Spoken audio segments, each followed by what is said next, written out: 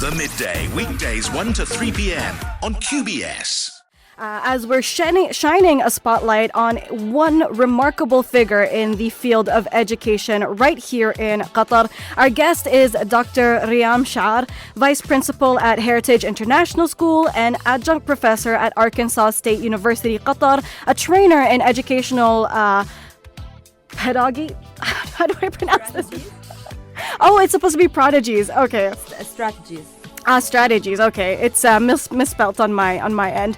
Yes, and she's also the author of two highly valuable resources for both students and teachers. I'm talking about Your Guide to Teaching and Your Guide to Writing, a scholastic series for grades 1 to 8. Dr. Chaar holds a PhD in educational leadership, a master's in educational management and leadership, and a bachelor's in English, literature, and language. With more than 20 years of experience in education, she's passionate about school accreditation, teacher training, and developing innovative practices in academics. Dr. Riyam, thank you so much for joining us on the show today. It's lovely to have you here. I would like to say thank you, Juhara, for having me here today with you. And I'm so delighted to be in this discussion. And yeah. Oh, the pleasure is all mine. Let's just get straight into it. So, to start, can you tell us a little bit about what inspired you to pursue a career in education and leadership? Well, basically, I believe that education has the power to change lives. It is not only about providing knowledge to students, it's about changing character. Well, early on, I was inspired by my English teacher, and I think she was the cause behind me getting into the love of writing. And later on, I developed a passion for leadership because I noticed that leadership, it extends beyond one classroom, because when I train teachers, the impact expands from one classroom to a whole community. I love that. And I was telling you off air, it seems to be, it's always the English teacher that inspires a student or, makes them feel better about their school experience. Me personally, I've always felt a little bullied by my teachers. Mm-hmm. So when I had this one English teacher come along, I was like, okay, so maybe teachers aren't that bad. You know what I'm saying? Yeah. Now, you've worked in education for more than 20 years. I mean, you're quite young as well, so it's quite a feat you have on your belt.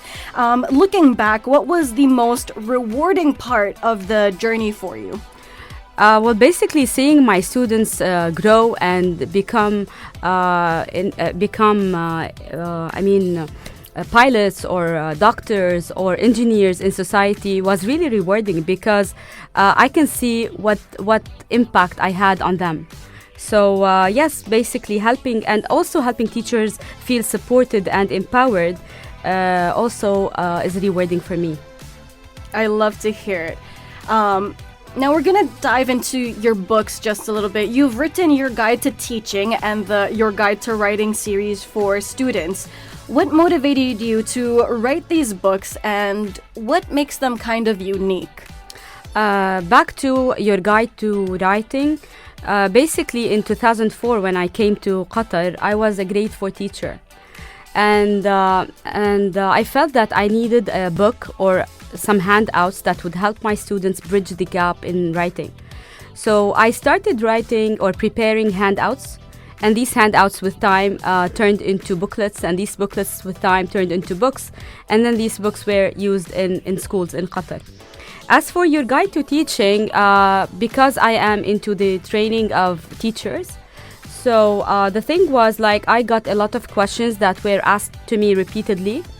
So I thought of documenting all these questions and turning them into pocket books, where the teacher, as you can see here in front of me, the teacher would have access to this pocketbook, and every page holds a question, and the second page would hold an answer.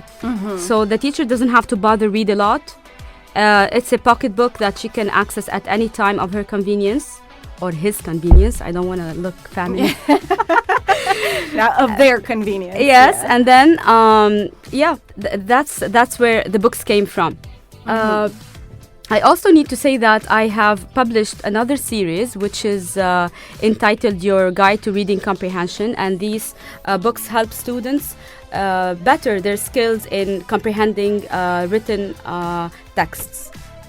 Okay, now, as you mentioned, your writing series helps students transition from simple sentences to full essays, and even prepares them for IELTS. Can you share how students and teachers in Qatar have responded to these resources? Well, I would like to say that these books were adopted in more than one school in Qatar. Like, we have around 6 to 7 schools so far making use of my books. And I would like to say that the books have been valuable because they support learners at different levels, guiding them toward IELTS. And the books transition the students from writing sentences smoothly into writing paragraphs, smoothly into writing essays. So, there is also a strategy that I embedded in my books, where students who are struggling in writing can follow a certain equation. So if they're good in math but they're not good in writing, they can use that equation to put their ideas down, like addition. So put this plus this and you will get a topic sentence, let's say, or a thesis statement. I think... and I've heard from a lot of teachers that I was training that they really liked the way the books were set, and it makes writing easier on kids. So that's the feedback that I got. I love that. I definitely could have used a book like this when I was in school. I feel like, in school, especially because I was in the British system, you only learn to write up to 500 words. And then you're dropped into university where it's like 1,500, 3,000 words. And you're like, how do I get to that word limit and like still stay on topic and all of these things? So I feel like I definitely could have used one of your books when I was still in school. But a question I have for you, this is like just out of personal curiosity. How did it feel when you published your first book? And then how did it feel again when you saw it being implemented in these schools? Well, it was shocking for me in the beginning because I thought it's only going to benefit the students that I work with in my school setting. But then I discovered that these books kind of went viral and they were used in more than one school. And I was happy to get the feedback from the teachers that they are really helping their kids at school. And I would like to say something here. A lot of students are really good in math, in calculations. Right. So they don't have any what we call dyscalculia, but instead they do have dysgraphia, where they cannot keep their thoughts or write down their thoughts on a piece of paper. So these books help those students in particular to keep their ideas on track. I love that. I love to hear it. Now, if there are any teachers that are currently listening today and like at this moment right now, what are some simple but powerful pedagogical strategies that can transform classroom learning?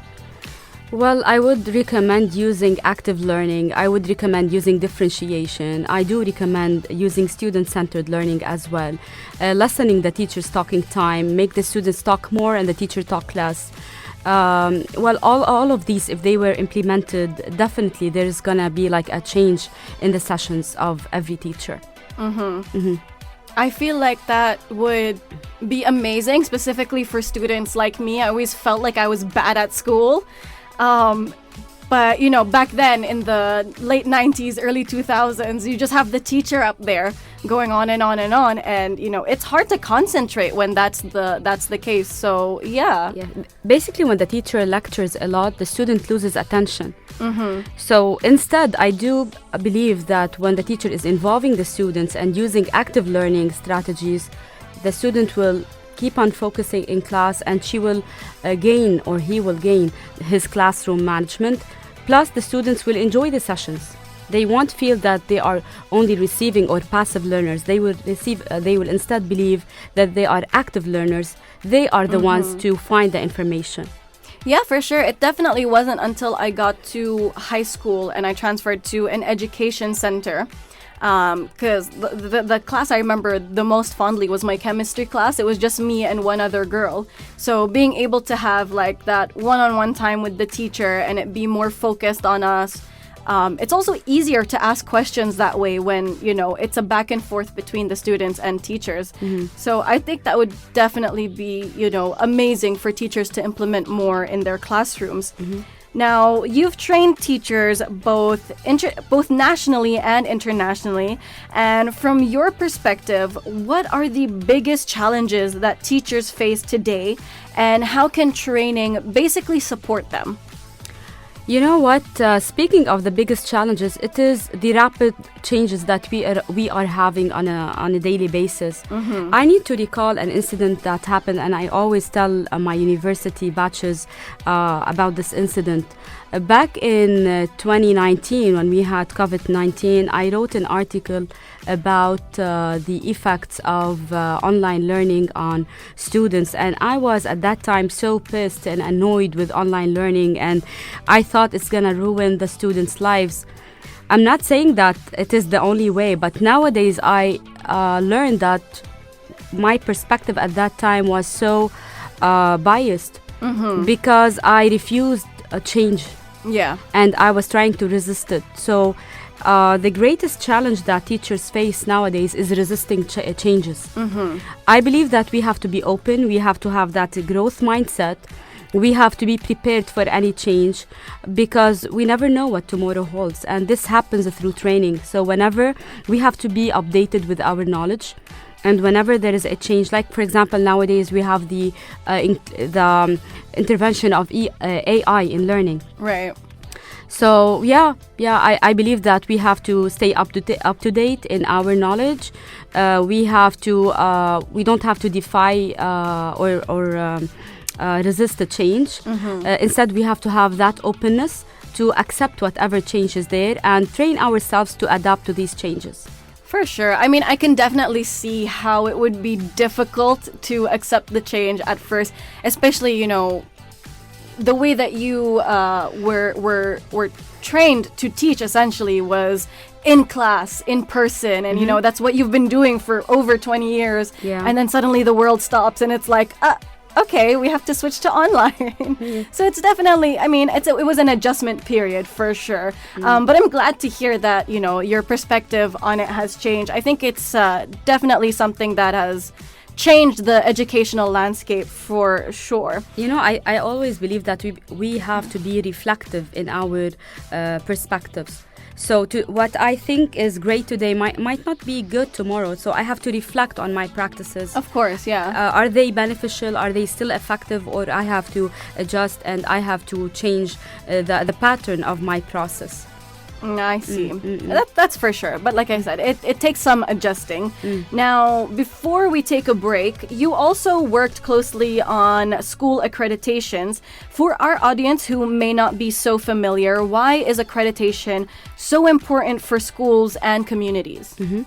Well, accreditation is a quality assurance process. For parents, it provides confidence in the school their kids are at. For students, it helps them whenever they are applying to universities, and definitely for teachers, it creates a framework of professional growth. Right. So, as you can see, it is beneficial on all aspects or for all stakeholders of the school. And it definitely tells if the school is doing a great job, if it has quality work or not. Yeah, that's amazing. Now, I don't think it's a secret that Qatar does have a very diverse and multicultural community. So how has this diversity shaped the way that the education is delivered here? Well, the diversity in Qatar is remarkable, and with the students coming from so many cultural backgrounds, this made schools more inclusive and more flexible in adapting their approaches to call on the needs of this diversity. And definitely diversity enriches the classrooms. Students do not only learn the curriculum, but also they learn from each other and they develop global perspectives and empathy. Yeah, no, for sure. I mean, growing up, I've mentioned off air that I've been in a variety of schools, from government schools, independent schools, international schools. You learn a lot from your peers just as much as the teachers. Now, what role do you think schools and educators play in building not only academic excellence, but also community values in Qatar? Well, schools are not only centers for learning, they are communities of character building. Educators play a central role in instilling values like respect, like responsibility, kindness, sense of belonging. And in Qatar, where national heritage and global perspectives meet, schools help students appreciate both their cultural roots and the value of diversity as well. That's right. One thing I always remember from school is the 5 golden rules of the classroom. Respect, kindness. Okay, now I don't remember them. The moment I said them, they went out of my head. But definitely, respect and kindness was in them. And I think that's one thing I've carried throughout my life. So shout out to school. Now, there are, many parents who listen in, and a lot of them may be wondering how can they best support their children's learning at home, and what advice would you give to families in our community? Well, I would like to tell parents that parenting is not only about doing homework.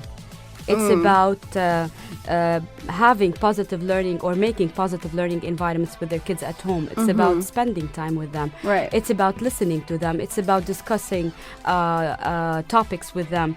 It's about creating a balanced a schedule where students or kids can rest, can play, as well as learn. So yes, this is my advice for parents.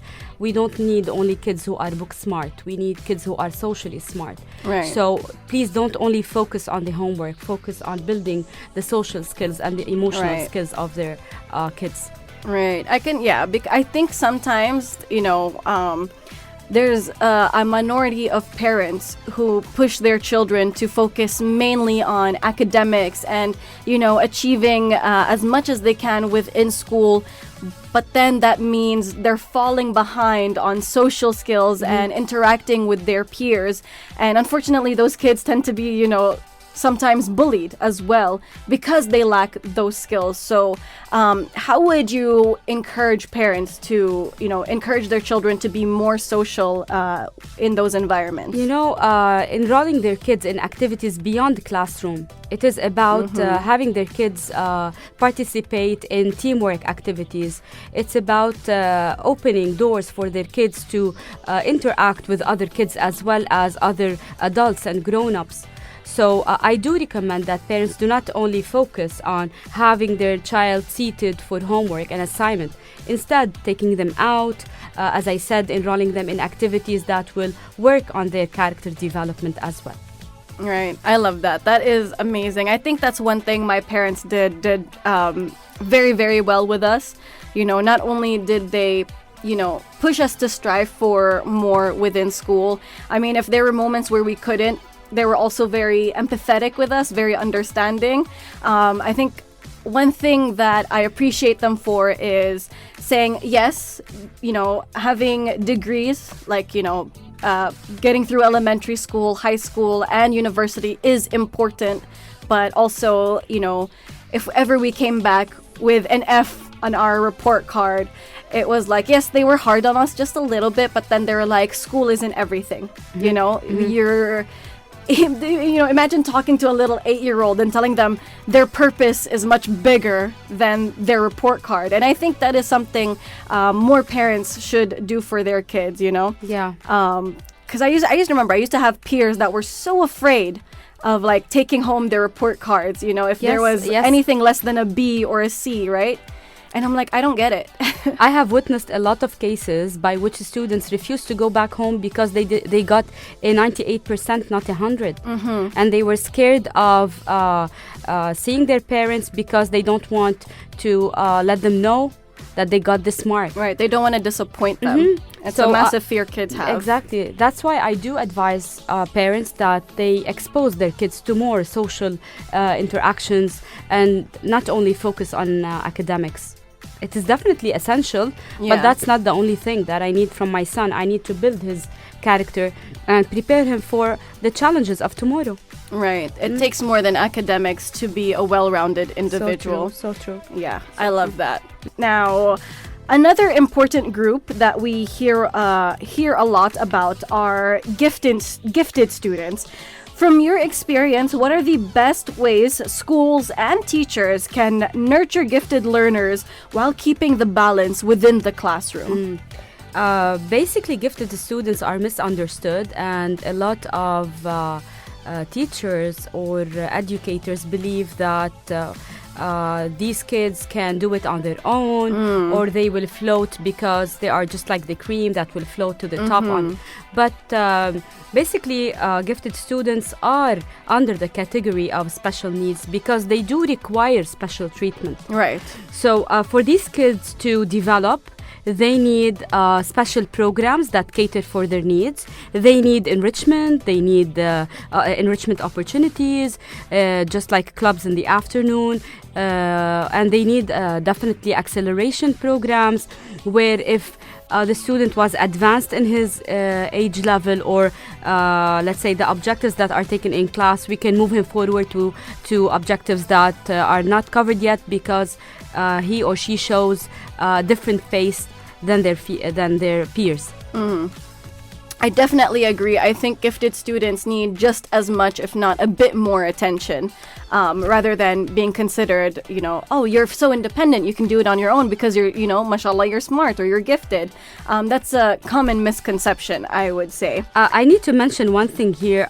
Being a member in Samina Academy, which is an academy of 10 experts in the Middle East that train on Joe Ranzouli's enrichment model from Connecticut University, we train on how can we cater for the needs of gifted students. Right. So, yes, this category should not be neglected. We should take into account their abilities and capabilities and move them forward to excel.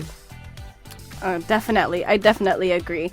Now, what future projects or goals are you most excited about?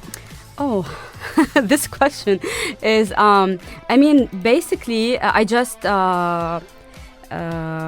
I moved into getting this position as a vice principal in Heritage International School.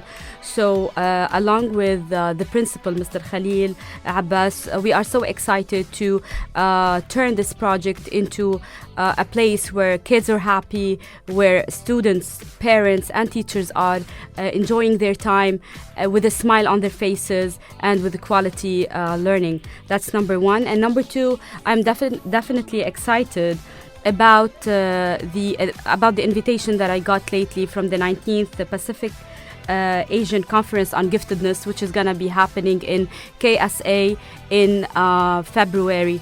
So I'm going to join them as a trainer, and I'm so excited to be training on gifted education as well. So these two things. And the last project that I have in mind is sell books. I'm working on social emotional learning books that will help students besides the academia. It will help them in developing their social emotional skills as well. I love that. I love the passion you have as an educator and as a trainer of educators. I like to say you're the mentor of mentors. Thank you so much. Now, lastly, if you could leave our listeners with one key message about the power of education, what would it be? Well, that's a very deep question, by the way. It is, yes. I always believe that everyone is teachable. This is a message that I would like to keep for all educators. They have to believe that everyone would learn on his or her own pace. Right. And definitely, education changes lives. Mm-hmm. So when we invest in learning with passion, with equity, with vision, we don't just transform lives, but also we strengthen the whole communities. I love that. Thank you so much, Dr. Riyam, for joining us today. And I know you're super busy. You told me you're in the school in the morning, you're in the university in the afternoon. So thank you so much for making time for us out of your busy day. I said on my Instagram that this is a back to school special because all the kids are back to school. The parents are currently, out and about driving home or wherever they need to go with their kids. So it was a perfect time to have you. And yeah, the pleasure is all ours. Hopefully we can bring you back on the Midday Show. Inshallah. I'll be grateful and always ready for you, Juhara.